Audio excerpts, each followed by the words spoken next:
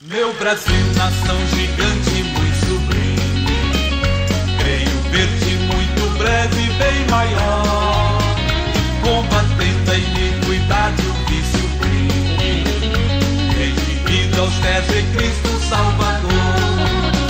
Meu Brasil, abre o largo peito e deixa a luz raiar. Meu Brasil, o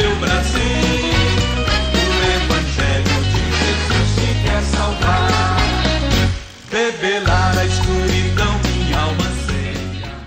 Eu lembro que domingo passado nós falamos um pouquinho da parte de introdução a respeito do Apocalipse e falamos a respeito da revelação que foi dada ao irmão João, ao apóstolo João, e Deus até orientou para ele que o que ele iria ouvir era importante, tão importante que ele deveria escrever, deveria registrar, deveria anotar. Vai ver um ou outro já correu e comprou até agenda para anotar. Parabéns, anota mesmo, porque confiar na cabeça isso aí não funciona não.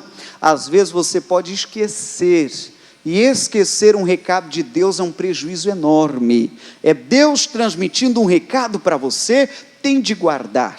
Guardar não apenas no papel, que já é um passo, mas guardar no coração, amém?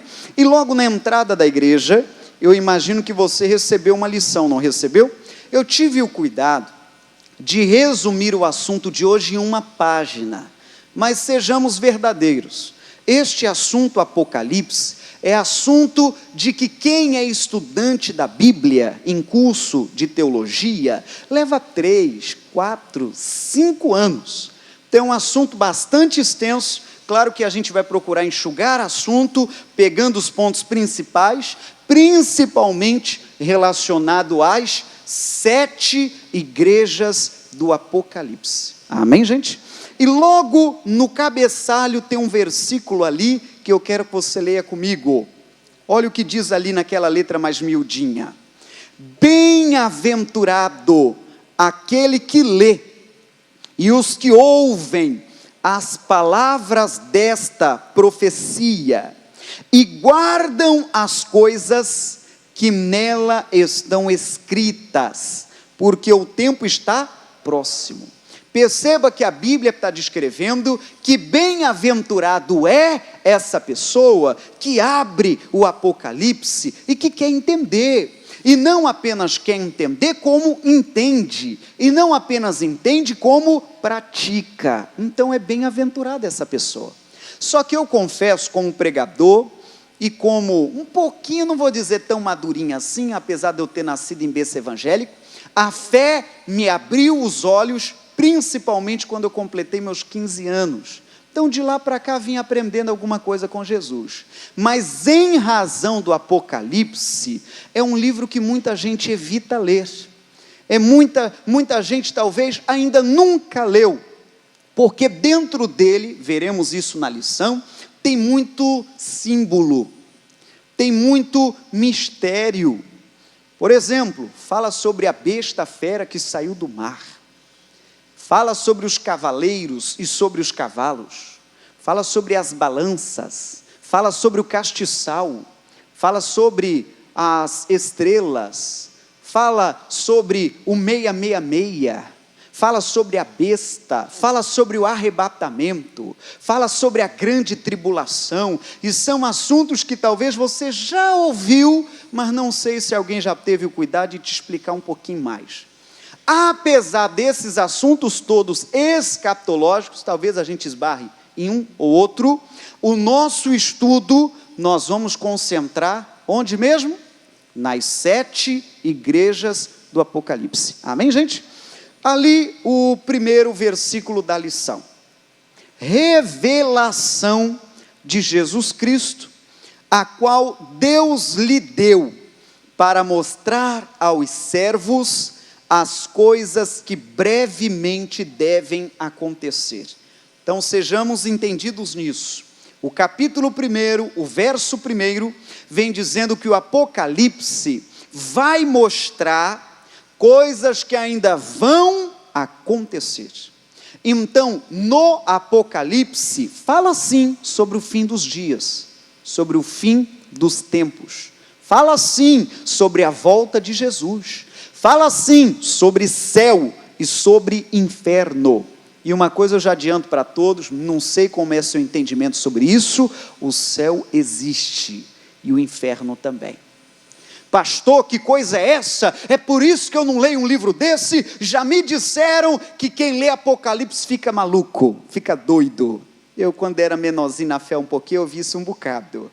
Alguém até mais madurinho na fé que diz, não lê Apocalipse não, que você vai ficar biruta. Você já viu isso por aí? Já ou não já? Quem já ouviu, levanta a mão, já ouviu? A notícia chegou aqui também. Exatamente por conta desses mistérios todos. Mas quem nos revela é o Senhor. Então, quando lemos, quando meditamos, a gente entende porque Deus está nos revelando. Amém, gente? Vamos lá para a lição propriamente dita. Ainda tem uma parte da introdução que ficou pendente, e depois vamos para a carta número 1, primeira igreja. Introdução. Este é o único livro da Bíblia que promete bênção a quem o lê. Que bonito isso, hein? No entanto, é o mais enigmático dos livros. Possui muitas alegorias e está repleto de textos de difícil interpretação. Tem pelo menos 300 símbolos dentro do livro de Apocalipse. Daqui a pouco você entenderá por que também. O que vem à sua mente quando você ouve a palavra Apocalipse? Muitos relacionam essa palavra com destruição do planeta Terra e o fim da humanidade, como popularizado por muitos filmes de Hollywood. Para aqui um minuto. Já que na lição está falando sobre o fim dos tempos, uma coisa eu faço você lembrar. Teve muita gente avançadinho para a época que arriscou marcar data para o fim dos tempos. Arriscou marcar data para a volta de Jesus. Um dos que mais ficou notado foi um que disse que de 2000 não passaria. Acho que eu não preciso te falar que ele errou, né? Que ano que nós estamos? Passou 16 das contas dele. A Bíblia diz que o dia e a hora da volta de Jesus ninguém sabe. Pode ser o presbítero principal de qualquer congregação. Pode ser o Papa, a autoridade católica romana. Pode ser o missionário Soares, a autoridade neste ministério, Igreja Internacional da Graça de Deus. A volta de Jesus, o dia e a hora, ninguém sabe. Só o Pai. Mais cedo eu comentei e comento outra vez. Talvez alguém diz, pastor, mas que maldade, Jesus não falar o dia que ele volta. É igual alguém falar, uma hora dessa eu vou na tua casa, e vai de repente, aí eu não preparei os quitutes, aí eu não preparei os comes e pé, eu não vou receber bem a visita, pastor. É aí que mora o problema. Jesus, ele não quer ser visitante, ele quer morar. E por que que ele não anunciou o dia? Mais cedo disse e repita agora. Se ele anunciasse, eu voltarei às 10:30 da noite de domingo, dia 10 de janeiro de 2016. Eu teria que usar cadeirinha branca. Terminando esse culto, aparecia um outro grupo maior que esse, querendo, pastor, faz mais uma reunião aí. Eu quero mais, eu quero Deus. Tudo interesseiro. Entende sim ou não? Não é porque ama Jesus, é porque está com medo do inferno. E não deve ser assim. Viva hoje como se Cristo hoje voltar. Amém, gente? Não gostou, não? Pastor, eu preciso de uns 2 anos para me consertar. Não, corra, aperta os passos. Se tem algum pecado, se tem alguma maldade, já peça perdão para Deus hoje. Continuando a lição. Apocalipse quer dizer revelação, e também quer dizer retirar o véu, ou seja, compreender, entender o que está oculto. E por isso esse livro também é chamado de revelação de Deus a João, aquele que o escreveu. O livro foi escrito por João, que estava preso na ilha de Pátimos, por ter anunciado o Evangelho. Durante um tempo em que as autoridades romanas estavam perseguindo os cristãos, porque eles não prestavam culto ao imperador romano, um moço chamado Domiciano, que chamava a si mesmo de Senhor e Deus. Então vamos entender, essa parte de introdução é extensa um pouquinho, mas é importante você entender para depois compreender o porquê da perseguição. Então houve um imperador, nesse período que está escrito ali, 81, 95 depois de Cristo, e este imperador estava cheio de autoridade. Como se diz no linguajar, ele estava com o rei na barriga. E ele levantou uma lei, uma ordem, de que todo mundo deveria venerá-lo, deveria adorá-lo, deveria servi-lo. E assim foi. Teve aquele que aceitou e venerou e adorou, e teve aquele outro que não aceitou. Então começou a haver perseguição sobre aquele que não adorou o imperador. Quem entende isso, diga, eu entendo. Aqui tem um mistério importante para nós. A Bíblia Sagrada, ela não aprova venerar, cultuar, adorar pessoas ou imagens. Sei que esse assunto toca em alguns assuntos de ordem ritual, de ordem igreja, mas a Bíblia Sagrada reprova a idolatria.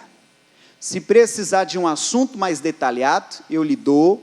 A própria Bíblia tem vários textos dizendo que nós não podemos cultuá-las, venerá-las, adorá-las.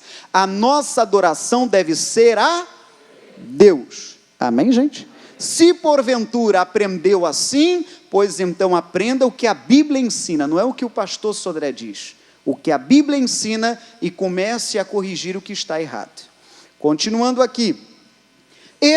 O imperador Domiciano, exigia que todos os seus súditos o adorassem.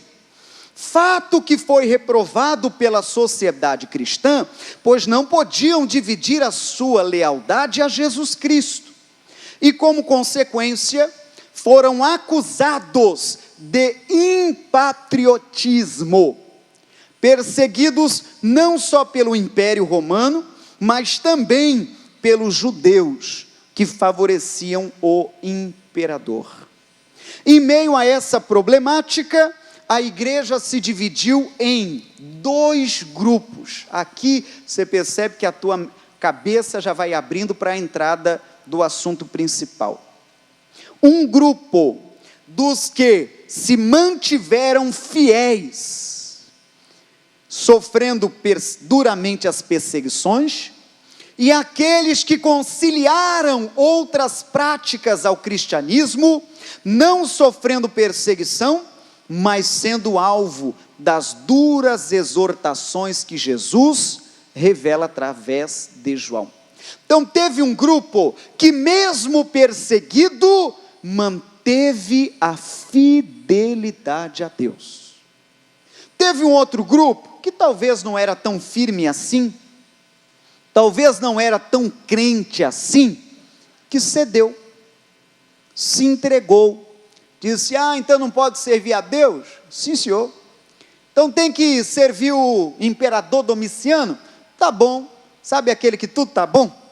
Teve um grupo assim desde esse tempo. E principalmente para este grupo que não conseguiu se manter fiel a Deus, são as cartas que a gente vai estudar daqui a pouco. Quem entende isso, diga, eu entendo.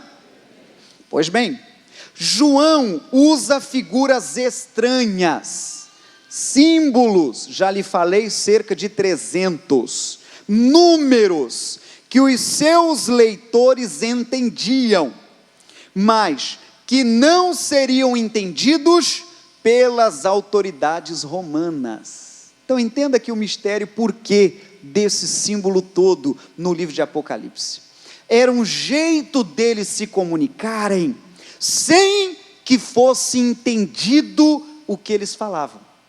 Entende isso, sim ou não?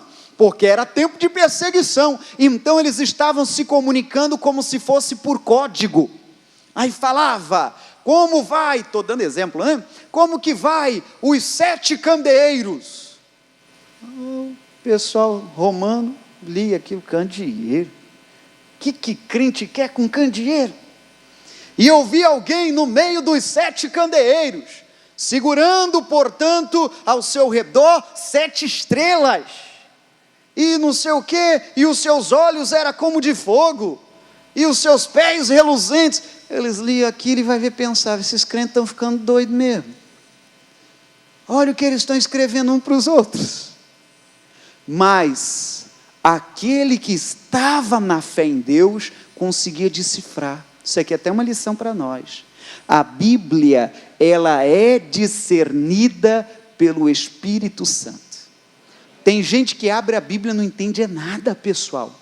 Quem nos revela a palavra é o Senhor. Amém, gente? Você vê? Eles liam aquilo e não entendiam, mas entre eles a comunicação era dada. Não sei se você já teve a curiosidade de ler Apocalipse.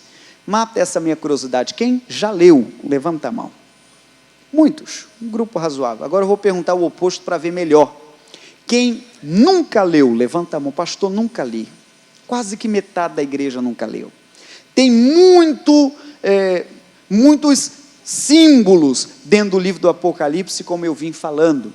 Na reunião anterior, no domingo passado, nós já falamos que o castiçal representa as igrejas, as 7 igrejas, que as estrelas representam os pastores dessas igrejas, a irmandade que está dirigindo aquela igreja, e aquele que veio até João representa o nosso bom Jesus, que está caminhando no meio da igreja. Então você percebe que a gente vai começando a entender melhor o que aquele símbolo todo quer dizer. Quem entende até aqui, diga, eu entendo. Vamos avançar, hein? Pois bem, João escreve o seu livro para as 7 igrejas da província romana da Ásia, que ficava numa região que hoje faz parte da Turquia, e por sinal com moradores muçulmanos. Seu conteúdo traz instrução para elas, com mensagens proféticas aplicadas a 7 períodos específicos da história da igreja. Esse assunto, 7 períodos da igreja, é um assunto interessante. Só ele já merecia aqui um tanto de tempo para a gente estudar. Eu vou te falar quais são os 7 períodos, só para você pegar nota como a mais, como entendimento a mais. Mas isso aí a gente pode estudar, quem sabe, uma outra ocasião. 7 períodos. Quer anotar? Anote. O período número 1 foi o período da inocência. O período número 2, da consciência. O período número 3, do governo humano.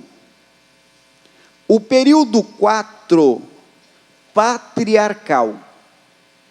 O período 5, da lei, é o andamento da história da igreja até chegar nos dias de hoje. O período 6, que é o que nós estamos vivendo hoje, é o período da graça. O período 7, que ainda virá, é o período do milênio, que é o período em que o Senhor reinará por 1000 anos. Por que eu não vou entrar nesses 7 períodos? Porque vai entrar bastante na escatologia, e a gente está se comportando nas 7 igrejas do Apocalipse, mas é bom você saber disso. Então, primeiro período, inocência. Segundo período, consciência. Terceiro período, governo humano. Quarto período, patriarcal. Quinto período, lei. Sexto período, graça, que é o que nós estamos, a oportunidade de salvação. E o último, que é o milenar. um período em que o Senhor reinará. Quem entende até aqui, balança a mão e diz: estou entendendo. Vamos avançando juntos? Pois bem, ali no mapa traz quais são estas igrejas. O caminho começa por Patmos, porque foi dali em que João recebeu a revelação do Apocalipse. Ele estava na ilha de Patmos. Aí, segue adiante. Qual é ali o primeiro na caminhada? Éfeso, que é o que nós vamos estudar hoje. O próximo da caminhada qual é? Esmirna. O próximo, Pérgamo. O próximo, Tiatira. O próximo, Sardes. O próximo, Filadélfia. E o último das 7, Laodiceia. E essa série de estudos nós vamos avançar preferencialmente nessa ordem. Então, a cada domingo, e aqui vai um convite, a cada domingo eu quero que você siga firme como um bom estudante da Bíblia, uma boa pessoa aplicada, porque olha, sem dúvida, não é sendo propagandista não, nós vamos crescer e vamos crescer muito. Eu tenho essa fé. Pastor, mas que maldade estudar esse assunto que eu gosto na época do meu veraneio. Aí a gente vai combinar assim. Se você tiver compromisso de manhã, você virá de noite. O culto de manhã é 8 da manhã. E o culto da noite é 7 da noite. E o inverso, a mesma coisa. Tem compromisso de noite, você virá de manhã. E nós vamos crescer juntos em nome de Jesus. Amém, gente? Pois bem, vamos lá. As 7 cartas seguem um modelo padrão. Achei isso interessante trazer para vocês. Elas constam de uma apresentação, seguida por um elogio ou uma reprovação, um conselho e uma promessa. Então entenda isso aqui. Quantas são as cartas endereçadas para quantas igrejas? 7 igrejas. E cada uma dessas cartas foram apresentadas deste jeito. Lembre que o que foi escrito não foi da cabeça de João. O Senhor dava inspiração para ele e ele só escrevia. Não era coisa da cabeça de João, não. E em cada uma das cartas, primeiro apresentava a igreja, depois criticava e alguma até elogiava, depois dava um conselho, depois dava uma promessa. Então a primeira igreja de hoje, que nós vamos estudar, qual é a primeira igreja? Éfeso. E ela também tem essa dinâmica, apresentação, crítica, conselho, e depois uma promessa. Leia esse versículo comigo. E uma coisa digo, viu? Talvez para quem está pegando um culto assim, estudado com lição a primeira vez, eu ainda não abri a própria Bíblia, mas o versículo está transcrito na lição, viu? Amém, gente? Para ninguém se escandalizar. Meu Deus, fui à igreja e não abri a Bíblia. A Bíblia já está transcrita aqui na lição. Vamos ler o versículo, todo mundo junto. Conheço as tuas obras e o teu trabalho e a tua paciência, e que não pode sofrer os maus, e puseste à prova os que dizem ser apóstolos e o não são, e tu os achaste mentirosos. Este versículo coloquei em destaque por vários motivos. Esse versículo é o principal, falando aqui da introdução, da igreja de Éfeso. No título lá ainda está em parênteses, desejável. A tradução desta igreja quer dizer desejável. Ouvi de um pregador estudioso do Apocalipse, eu achei interessante a colocação dele. Se fosse nos dias de hoje, seria uma boa igreja para a gente frequentar. Entende isso? Trazendo para os dias de hoje, seria aquela igreja que você diria para o teu marido: meu marido, vamos naquela igreja ali? Seria uma dessas. Era uma igreja desejável, era uma boa igreja. Vamos ver o que o Senhor diz sobre ela, lendo o versículo de novo. Lição aqui é importante. Primeira coisa que o Senhor falou sobre aquela igreja: conheço as tuas obras. Para um minuto, que aí agora a gente vai estudar mais a fundo isso aqui. A primeira coisa que me encanta nesta igreja é Deus falar, o Senhor mostrar que Ele conhece as nossas obras. Isso aqui é bom você saber. Deus te conhece. Ele conhece o que você faz, Ele sabe das tuas obras, da tua dedicação. Para alguém eu diria dedicação. Para outro alguém eu diria relaxo. Tudo Deus conhece. Não tem como esconder nada de Deus.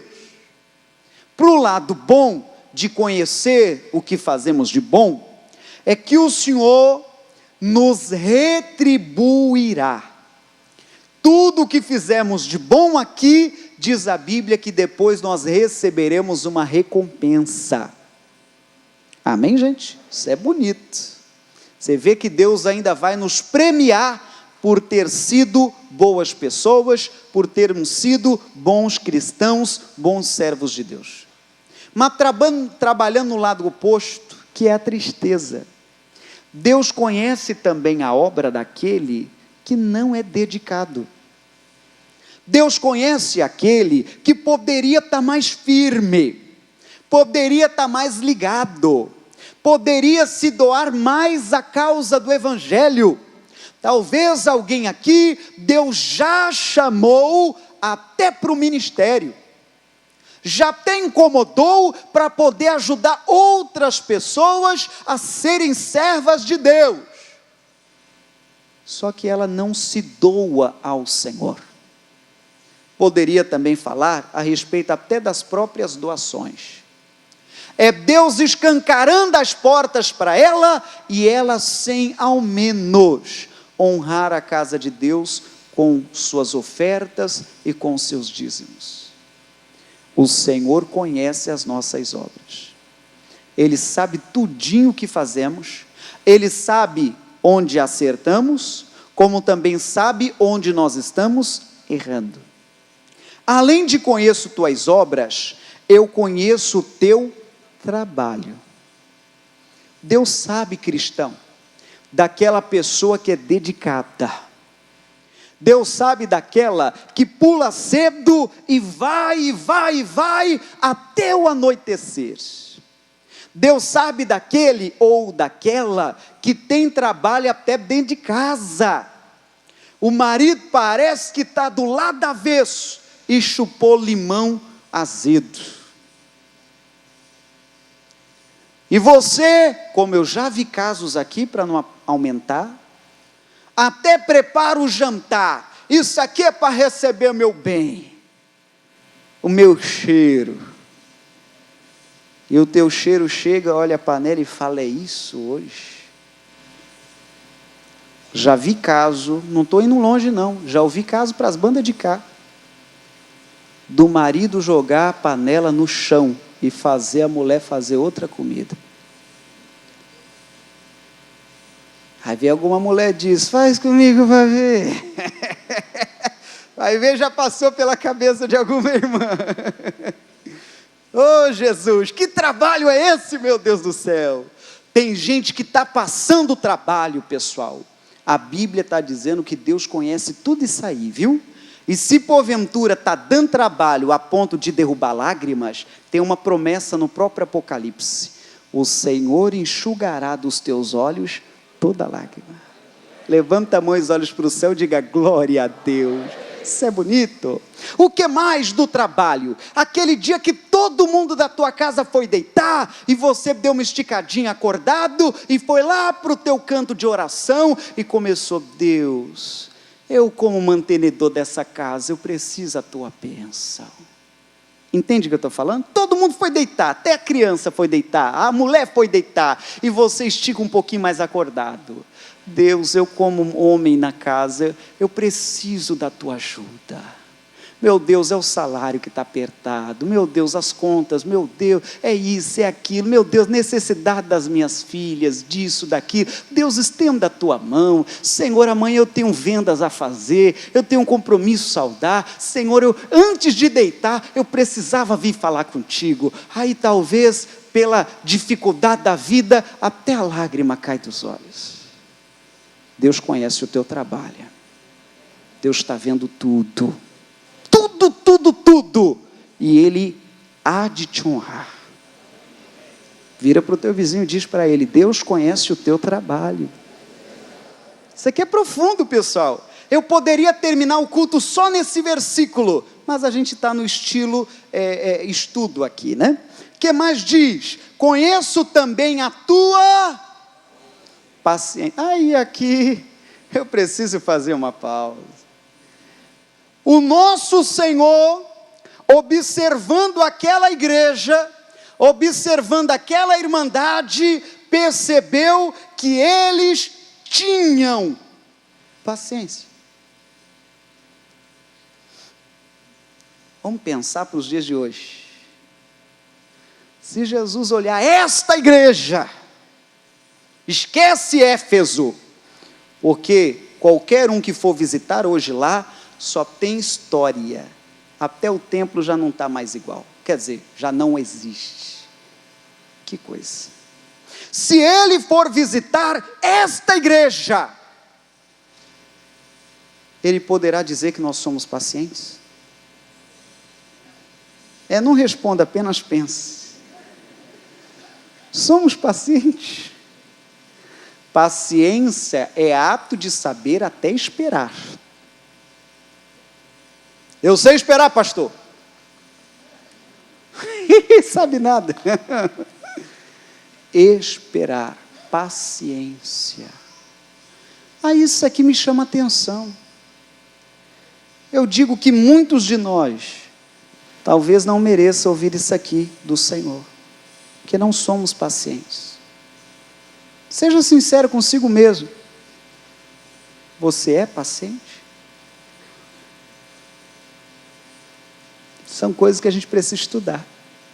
O que a Bíblia fala sobre paciência? Eu vou abrir ali também, para ninguém falar mal dos meus netos.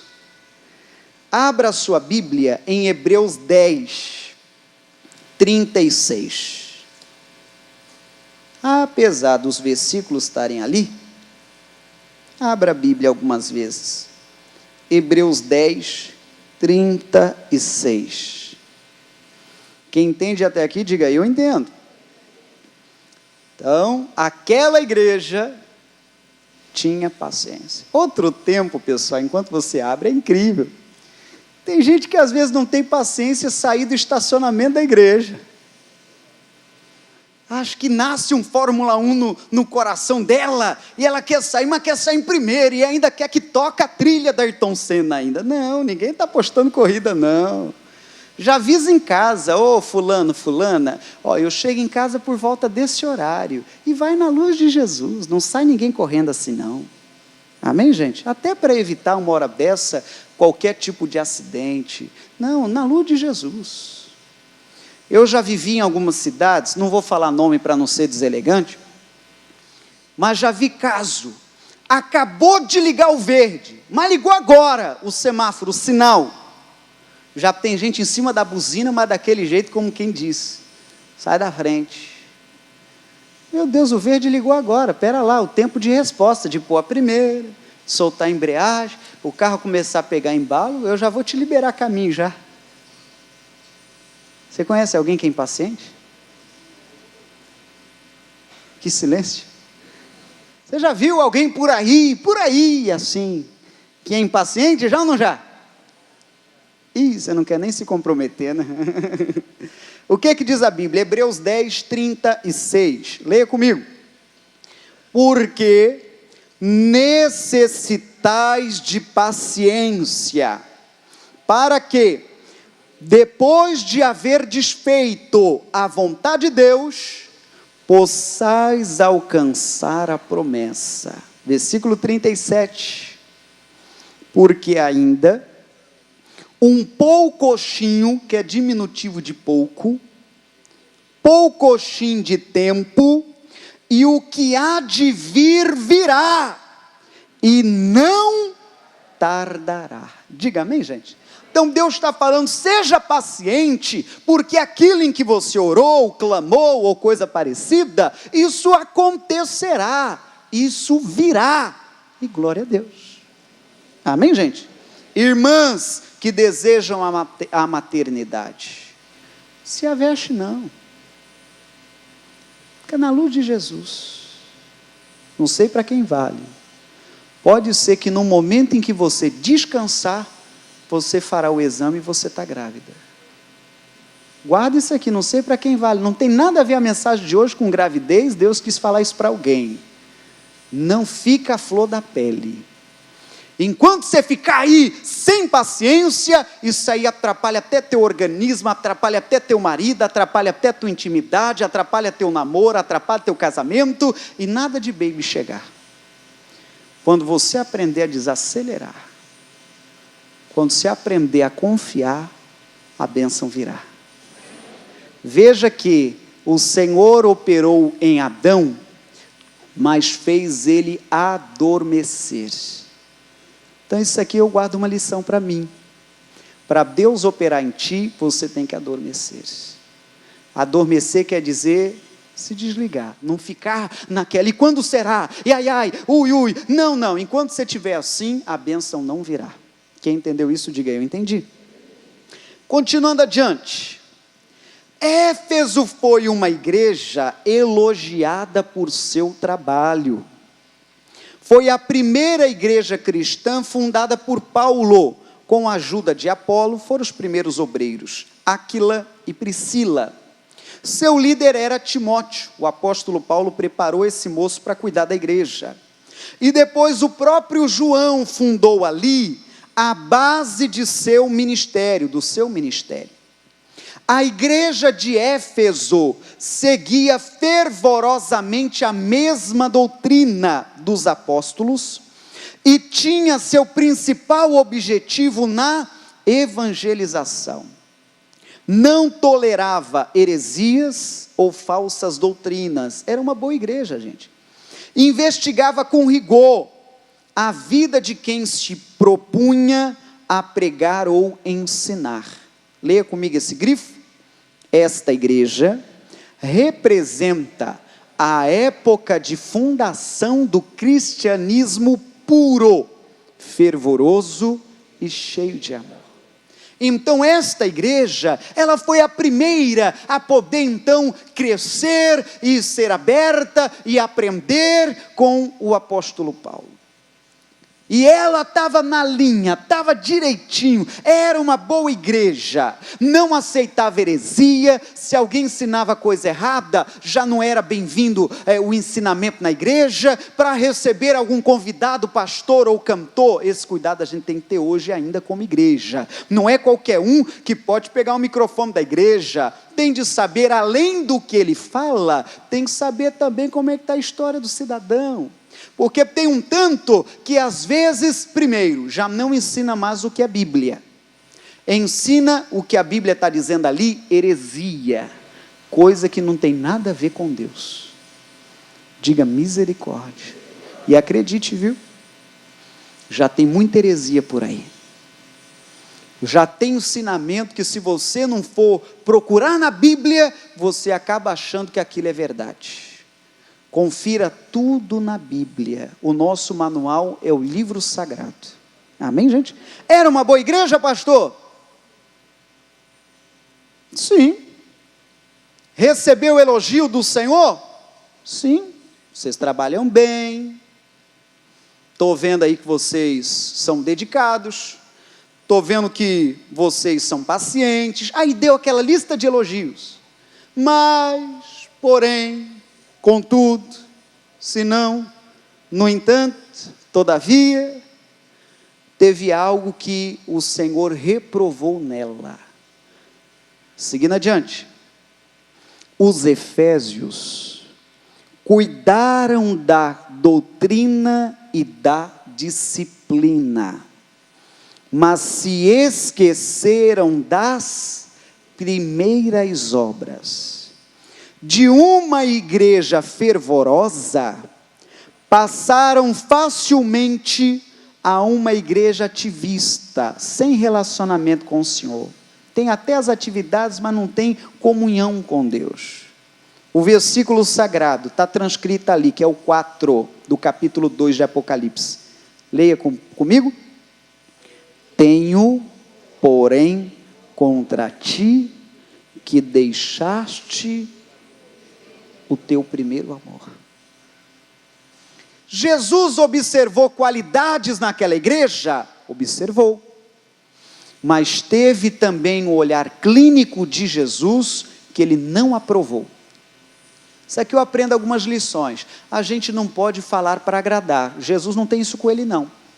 E se nós somos servos de Deus, nós não podemos ter isso com a gente. É igual eu como pastor, eu subo nesse altar e eu vejo, e o irmão Aguinaldo está ali, espera lá pessoal, vou trocar o esboço, vou ali pegar outra mensagem. Não, eu não posso fazer isso. Se o Senhor trouxe aquele recado, é aquele recado que será. Amém, gente? Não posso fazer isso. Ai, meu Deus, o vereador fulano, o deputado Beltrano, meu Deus, o prefeito da cidade. Ai, meu Deus, eu vou preparar uma mensagem diferente. Não, eu não posso fazer isso, eu estou deselegante com Deus. Aquilo em que Deus preparou, aquilo em que Deus pôs no coração é a mensagem.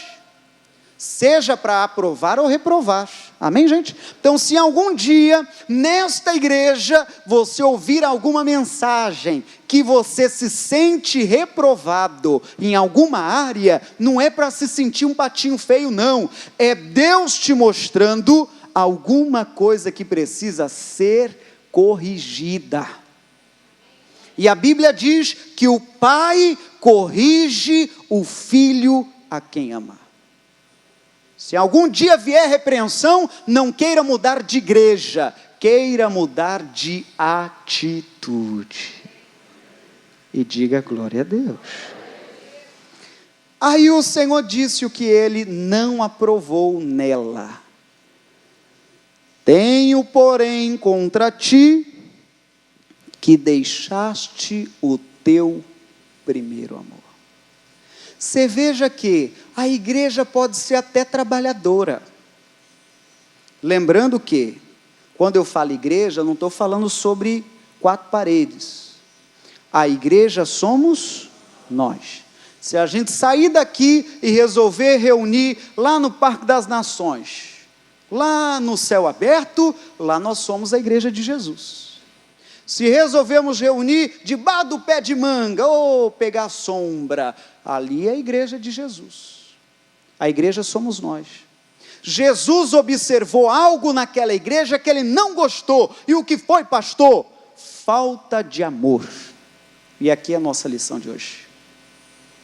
Não adianta fazer obra, não adianta fazer caridade, não adianta ser generoso aqui, generoso lá, não adianta comprar uma boa gravata, não adianta falar bonito, não adianta ter uma pompa, não adianta ter uma eloquência, boa noite irmãos, uma voz de tenor, uma voz de rádio, se não houver amor. E em 1 Coríntios 13, não precisa abrir, quer dizer, precisa sim, abra lá. O que é que a Bíblia diz? Já que não abrimos tanto, vamos abrir. 1 Coríntios 13, eu já estou no final da lição, a banda até pode se posicionar, e os obreiros também podem se ajeitar com a Santa Comunhão. 1 Coríntios 13, olha o que diz, gente. Ainda que eu falasse as línguas dos homens e dos anjos, e não tivesse amor, tem uma Bíblia que fala caridade, mas é no sentido de amor, seria como o metal que soa, ou como o sino que tine. E ainda que tivesse o dom de profecia, e conhecesse todos os mistérios e toda a ciência, e ainda que tivesse toda a fé, de maneira tal que transportasse os montes, e não tivesse amor, nada seria. E ainda que distribuísse toda a minha fortuna para sustento dos pobres, e ainda que entregasse o meu corpo para ser queimado, e não tivesse amor, nada disso me aproveitaria. Verso 8: o amor nunca falha, mas havendo profecias serão aniquiladas, havendo línguas cessarão, havendo ciência desaparecerá. Verso 13: agora, pois, permanecem, são 3 coisas que Deus não vai deixar faltar: a fé, a esperança e o amor. Estas 3. Mas o maior deles é o amor. Então, igreja, vamos traduzir, para não ficar muito, talvez, pedagógico, ou sei lá o quê, não ficar muito teórico, vamos traduzir. Não adianta falar bonito não, viu? Não adianta você decorar o dicionário. Eu já ouvi outro dia queixa até de casal. Outro dia eu atendi um casal, claro que eu não vou falar nome, mas o casal disse: pastor, o problema do meu marido é exatamente esse, ele fala bonito. Você entendeu não? Entendeu não? Ele fala bonito, pastor, ainda mais assim na tua frente, fala bonito, rebuscado. O que é esse barulho aí, gente? Fala bonito, pastor, o problema é esse, mas o problema é que ele só fala.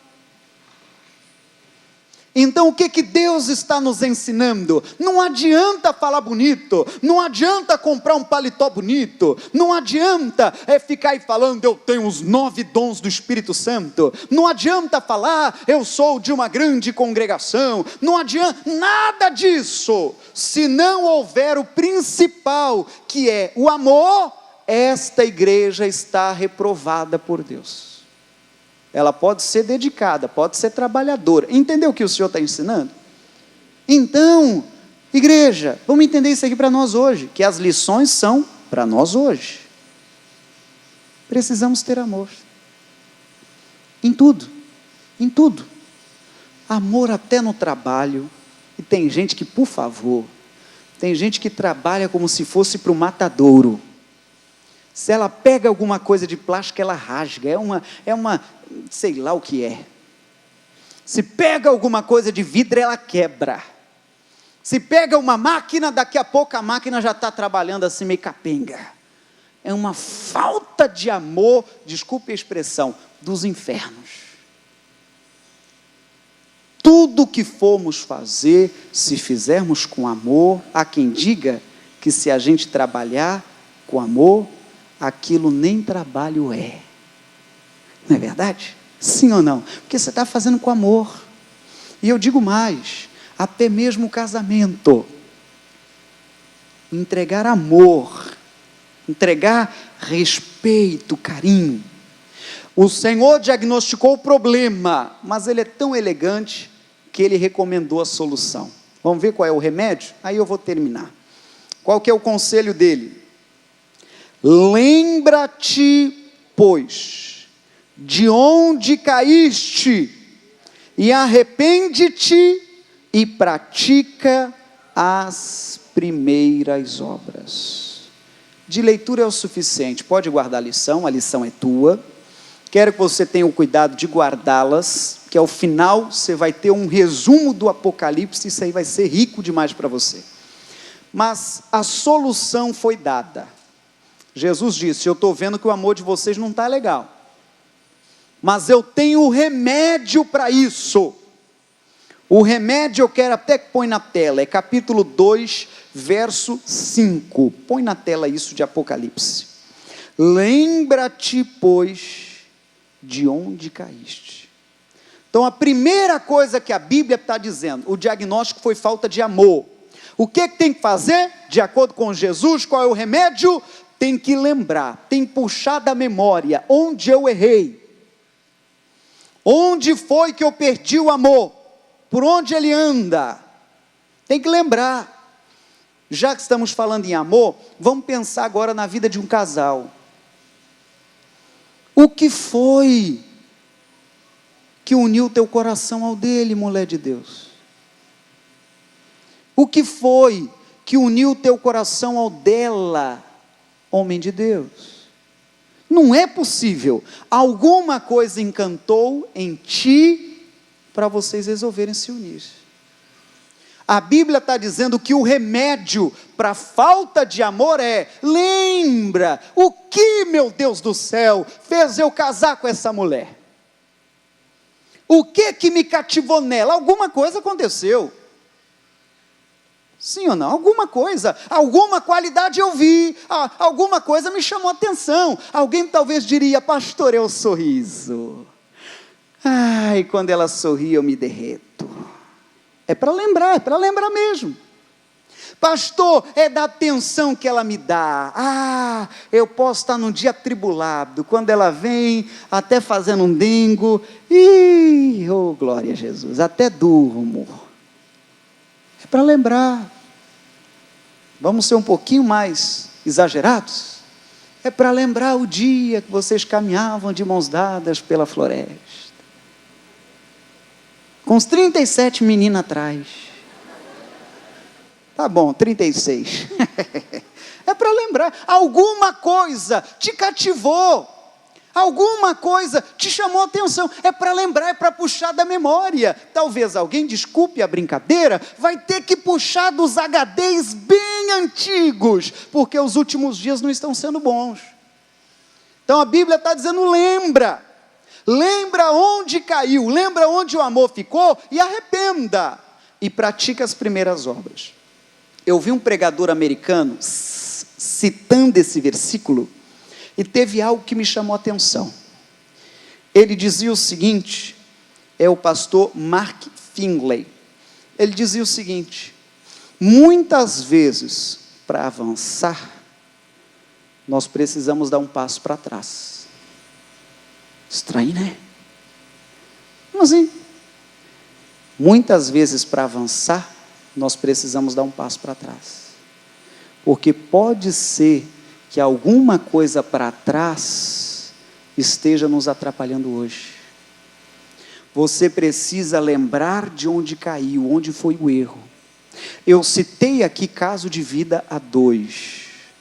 Quem sabe já serve para alguém que está com um problema na vida sentimental. Mas o contexto é mais sério. O Senhor está falando de uma igreja, entende? É mais sério. O Senhor está falando de alguém que já é servo dele. O Senhor está falando de alguém, não é que não conhece a palavra, conhece. O Senhor está falando de alguém que talvez já até batizou nas águas, talvez já até vem frequentemente aos cultos, só que não tem mais o mesmo amor. O mesmo amor por estar na igreja. O mesmo amor por dedicar tempo a Deus em oração e leitura da Bíblia. O mesmo amor do começo. Talvez de chegar até mais cedo na igreja. Estou dando exemplo, não é carteirada para ninguém, por favor. Aquilo de chegar mais cedo, eu até sugiro, pratique, é bom. Porque aí às vezes você chega acelerado, vai ver o filho demorou se arrumar, vai ver a menina, acabou de arrumar, ela cogitou, tem que trocar de novo, aí você chega às vezes esbaforido, acelerado na igreja. Chega mais cedo um pouquinho, porque aí você dá aquele tempo de resposta para desacelerar. Entende? Sim ou não? Aí você desacelera e tal, e já vai entrando naquele clima. Quando começar o culto, o teu culto já começou. Entende o que eu quero dizer? Então, a preparação tua foi maior. Quem entende isso, diga: eu entendo. Jesus criticou aquela igreja porque ela não tinha mais amor. Eu lembro da vigília. Quando eu saí da vigília, a gente ficou um pouquinho mais na igreja, eu saí da vigília, era umas 3 da manhã, da virada de ano. Aí já beirando o bairro onde eu moro, eu vi 2 moços abrindo lixo e procurando alguma coisa para comer.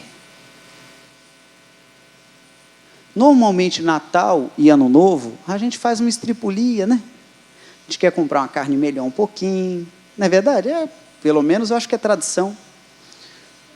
Normalmente faz uma comida a mais, porque já imagina o almoço do dia seguinte, e tal e tal. Aí eu vi aquilo, eu falei, Jesus amado, que coisa. Se não houver amor em nós, não adianta a gente falar que a gente é crente. Se essas coisas não apertar nosso coração de alguma forma, Deus não está com a gente, não. Se o nosso coração não se entristecer com algumas maldades que ocorrem, a ponto talvez a gente até estender a mão e ajudar, que é aí que é o mais bonito, se isso não ocorre, nós não estamos certinho com Deus, não. Acréscimo meu, até nas doações, se eu estou sendo tão abençoado, e Deus falando comigo, Deus me iluminando, Deus me alimentando pela palavra, e no momento das doações, eu não posso colaborar na congregação, eu não estou certinho com Deus, não.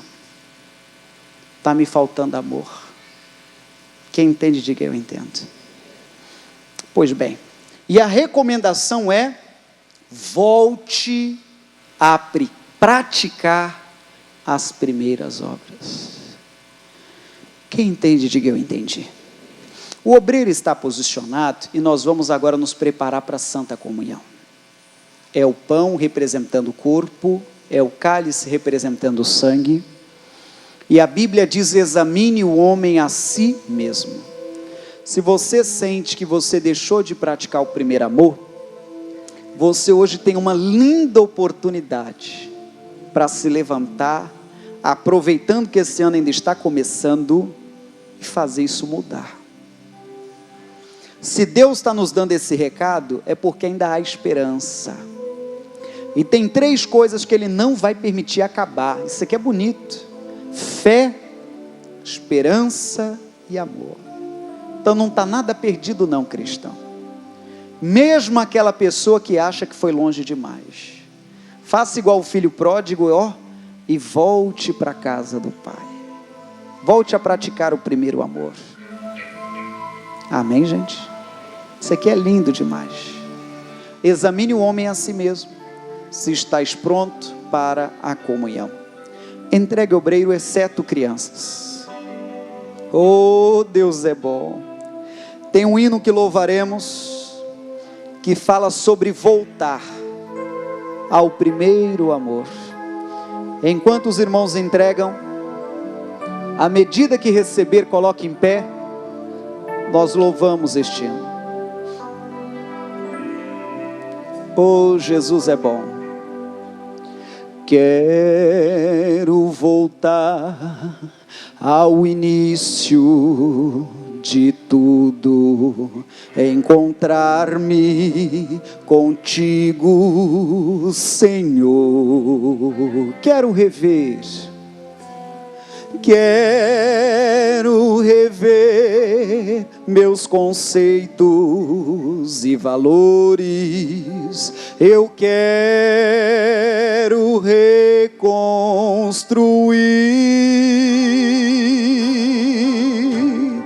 Vou regressar ao caminho, vou ver as primeiras obras, Senhor. Eu me arrependo, Senhor,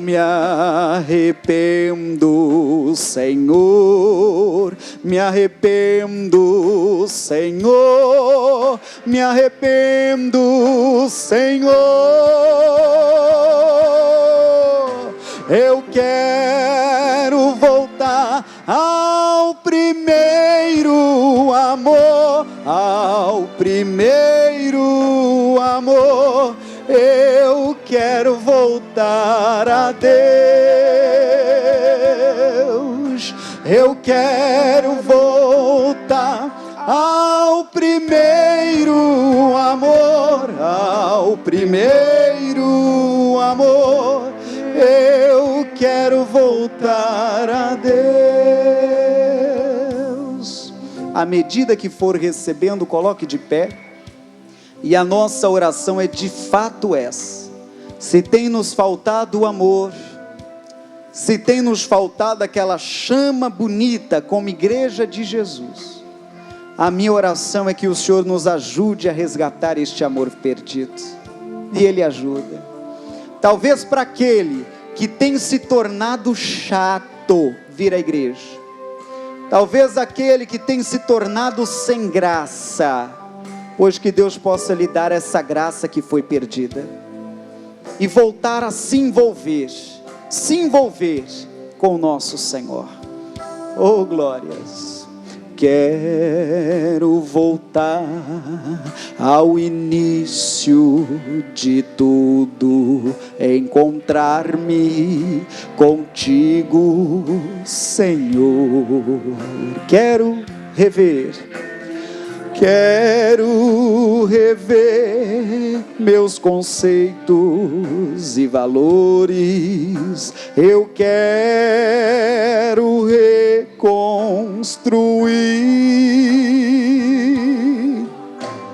Vou regressar ao caminho, vou ver as primeiras obras, Senhor. Eu me arrependo, Senhor.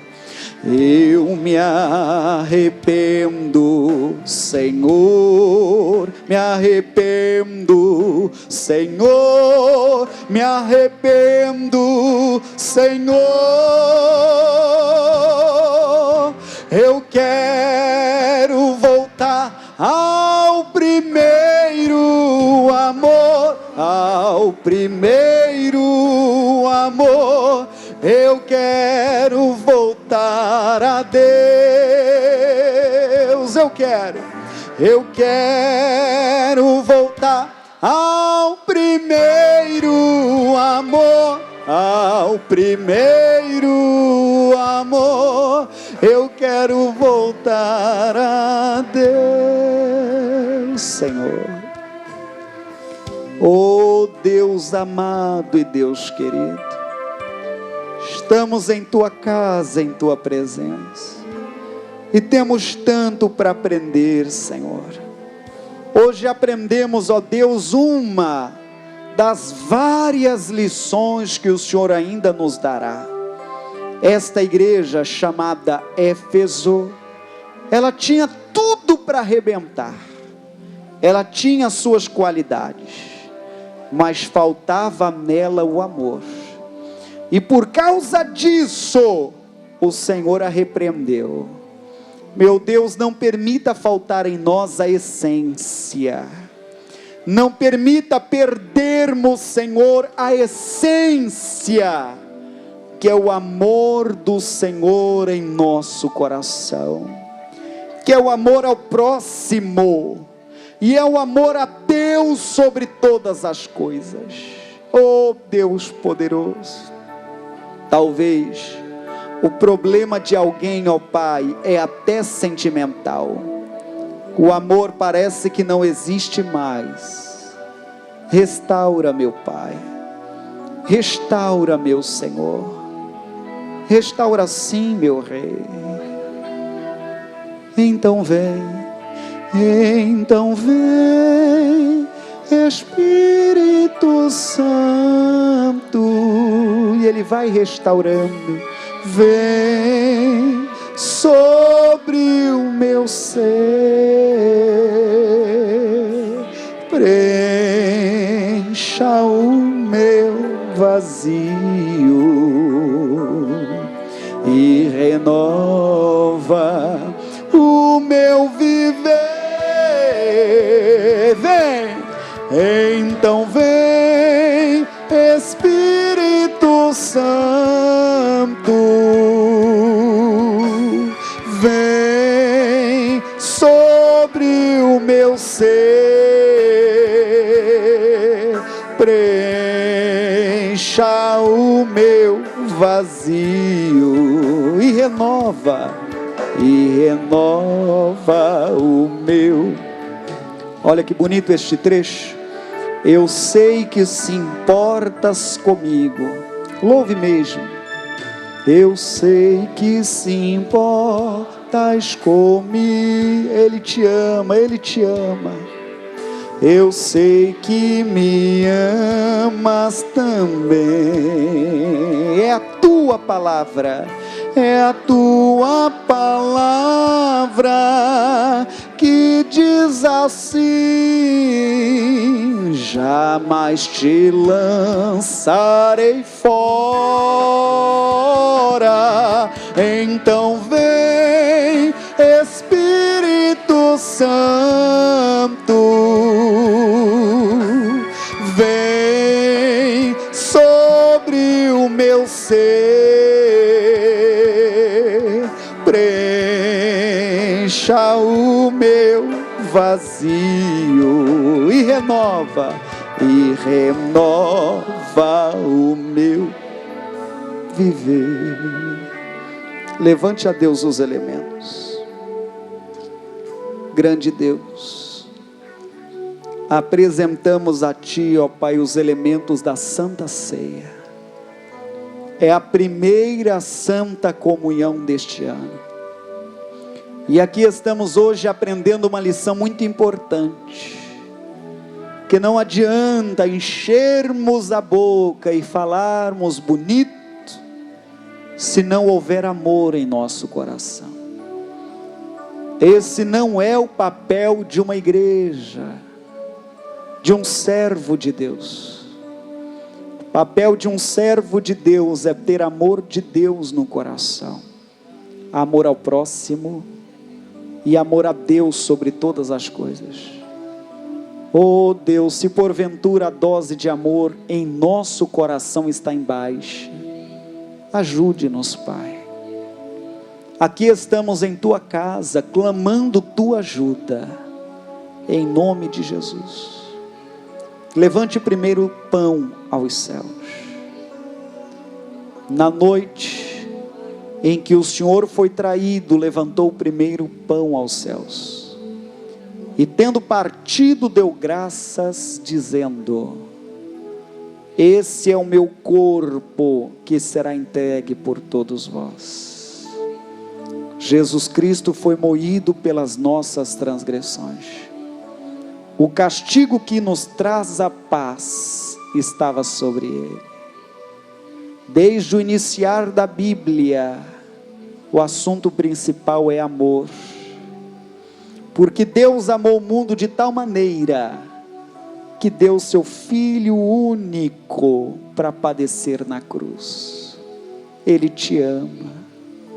Este pão que apresentamos aos céus é o símbolo, é a lembrança da igreja sobre o grande amor de Deus por nós. Aleluia. Comam todos.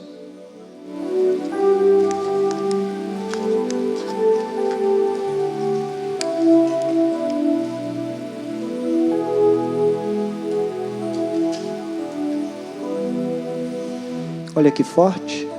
Eu sei que se importas comigo. Eu sei que me amas também. Como oração.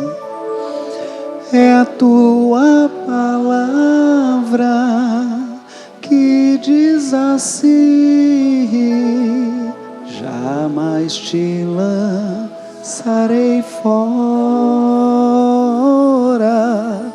Então vem, Espírito Santo, vem sobre o meu ser, preencha o meu vazio e renova o meu viver. Na mesma noite o Senhor apresentou aos céus o cálice. Levantem todos.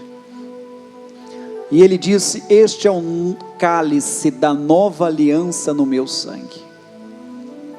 todas as vezes que beberdes, anunciais a volta do Senhor até que Ele venha.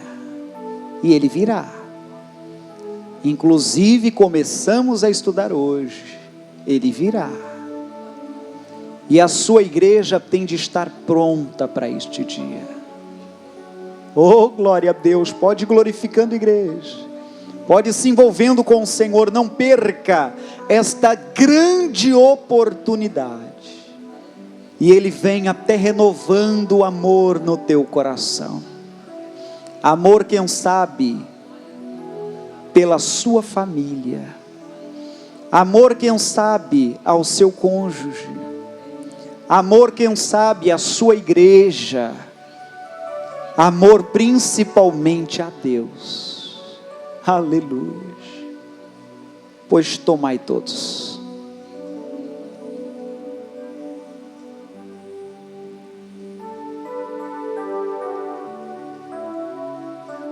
Oh, glória.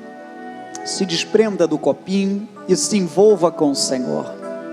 Pai eterno, Senhor nosso, aqui estamos, ó Deus, buscando a Tua face, a Tua presença. E a Tua palavra bem diz: buscar-me-eis e me achareis, quando buscardes de todo o coração. Aqui estamos, Senhor. Xarebalaboderiá. Já és batizado em outras línguas, exalte ao Senhor. Ainda não, glorifica, glorifica. Glorifica a igreja, meu Senhor, te amamos. Buscamos a Tua face agora. Muito obrigado por tão grande amor. Muito obrigado, ó Deus, por primeiro nos amar. O Senhor nos amou primeiro, Pai. E o Senhor quer ver amor em sua igreja. O Senhor quer que amemos o próximo como a nós mesmos, Pai. Ajude-nos, Pai. Ajude-nos a lembrar. E ajude a voltar à prática do primeiro amor. Ah, meu Deus, aquele primeiro instante, aquela primeira época em que conhecemos a Cristo, aquela primeira época em que pregaram o Evangelho para nós. Ah, os primeiros dias em que compramos uma Bíblia, os primeiros passos, Pai. Faça-nos lembrar, Pai, e voltar à prática do primeiro amor. Diz: então vem Espírito Santo, vem sobre o meu ser, preencha o meu vazio e renova o meu viver. Então vem Espírito Santo, chame por Ele, vem sobre o meu ser, preencha o meu vazio e renova o meu viver. Vamos, sua voz. Então Espírito Santo, tua igreja chama por ti.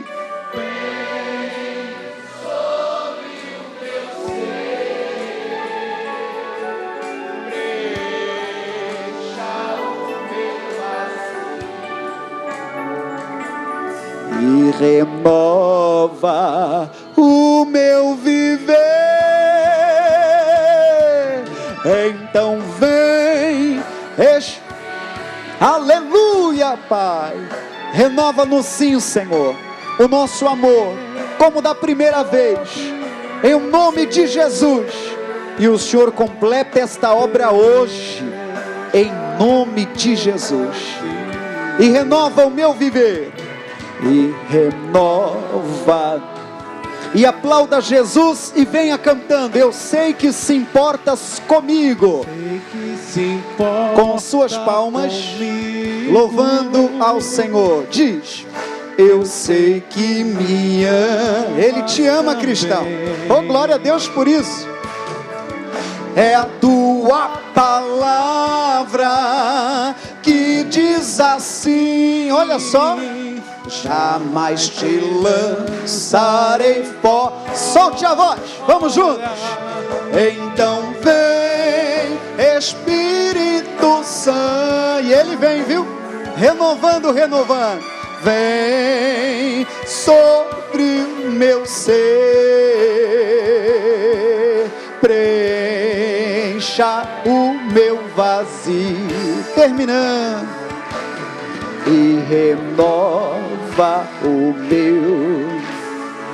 Ao Senhor suas palmas. Obrigado, Senhor, por nos amar tanto assim. Oh, que Deus fale ao nosso coração. Nós temos que receber a vitória do Senhor hoje, todo santo dia que o Senhor nos permite viver. Persevere. O Pai Nosso ensina: o pão nosso de cada dia dai-nos hoje. Que o pecado nos afasta de Deus. Deus dá uma oportunidade dela escrever uma nova história. Jesus tem muito para nos ensinar. Precisamos ser semelhantes a Cristo. Levanta a mão, os olhos para o céu e diga: que o Senhor me defenda. Oh Deus poderoso, Tu és bom. Receba essa palavra de Jesus hoje. Jesus sabe o que deve fazer. Confie em Jesus. E todos digam graças a Deus.